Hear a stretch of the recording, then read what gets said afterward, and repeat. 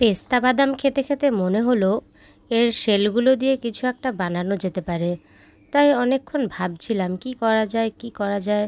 তারপর ভাবলাম কিছু একটা বানানো যেতে পারে। তাই যেমন ভাবা তেমন কাজ, এই শেলগুলো দিয়ে ছোট্ট ছোট্ট ফুলের কুঁড়ি বানিয়ে ফেলেছি। আর কিভাবে বানালাম সেটা দেখার জন্য তো পুরো ভিডিওটা দেখতেই হবে। মন ঝুলো নাই দোলে গোড়ায় বসন্ত